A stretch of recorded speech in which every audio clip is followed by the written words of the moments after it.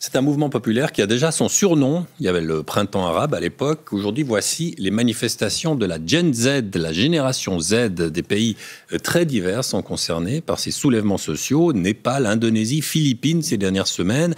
Le Maroc et Madagascar en ce moment. La justice sociale est au cœur de leurs revendications. Décryptage Léo Vadimov. Dans les rues marocaines, ils sont des milliers, du nord au sud du pays. Ils réclament de meilleurs systèmes de santé et d'éducation, notamment à Oujda, où des manifestants accusent la police d'une répression violente. Abdelrahim est resté choqué.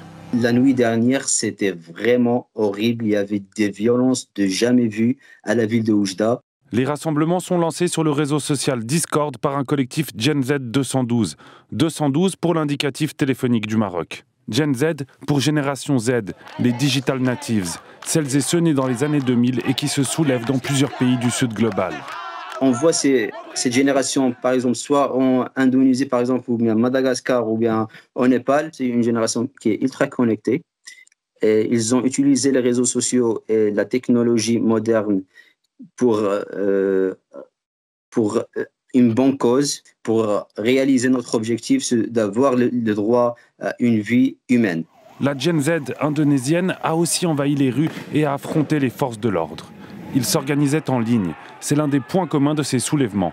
Mohamed est président d'un conseil étudiant et a participé aux récentes mobilisations. Les plateformes numériques sont au cœur de notre organisation. Comme au Népal, elles ont été utilisées pour sensibiliser et mobiliser les gens très rapidement. Au-delà des techniques de lutte, c'est une vision du monde qui est partagée par cette génération ultra connectée.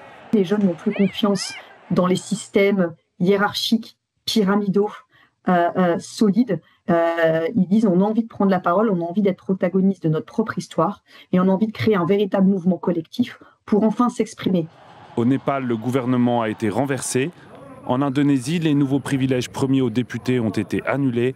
À Madagascar, plus d'une vingtaine de personnes ont déjà perdu la vie dans le soulèvement de la Gen Z, qui est maintenant rejoint par d'autres couches de la population dans la rue. Et au Maroc, de nouveaux rassemblements sont attendus ce soir.